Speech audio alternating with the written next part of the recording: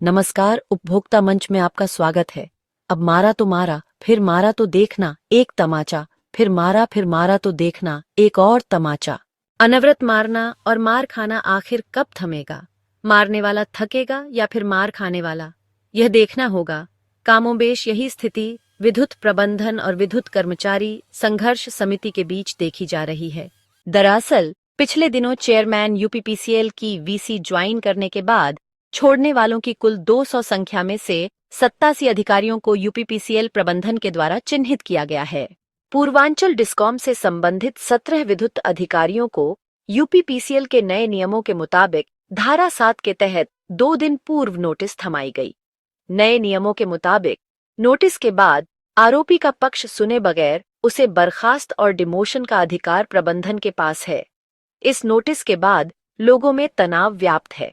Notice दिए जाने के कुछ घंटों के भीतर ही चेयरमैन आशीष कुमार गोयल के निर्देश पर पूर्वांचल डिस्कॉम प्रबंधन के द्वारा वाराणसी से 6 अधिशासी अभियंताओं में से एक को छोड़कर 5 और गोरखपुर से एक, कुल 6 शहरी क्षेत्र में तैनात आरोपियों को अन्यत्र के लिए स्थानांतरित कर उनके स्थान पर 6 नए अधिकारियों की तैनाती कर दी गई।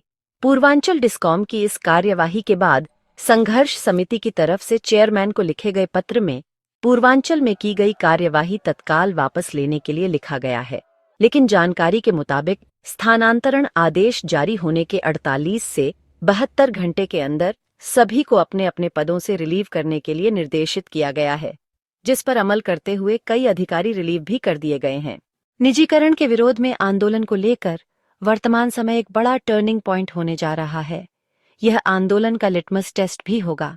संघर्ष समिति के द्वारा 29 मई को प्रस्तावित कार्य बहिष्कार आंदोलन स्थगित करते समय प्रबंधन से स्पष्ट तौर पर कहा गया था कि यदि वीसी बॉयकॉट करने या ध्यान आकर्षण कार्यक्रम में शामिल होने वाले अधिकारियों, कर्मचारियों के विरुद्ध अगर कोई भी कार्यवाही की गई तो संघर्ष समिति तत्काल पूर्ण बहिष्कार पर जाने के लिए मजबूर होगी।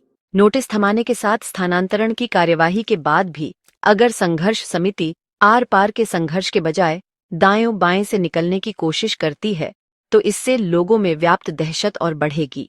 संघर्ष समिति के द्वारा उपभोक्ता के नाम पर उपभोक्ता के पीछे छिपकर प्रबंधन से कृपा करने की गुहार करना संघर्ष समिति के केंद्रीय नेतृत्व की कमजोरी मानी जा रही है।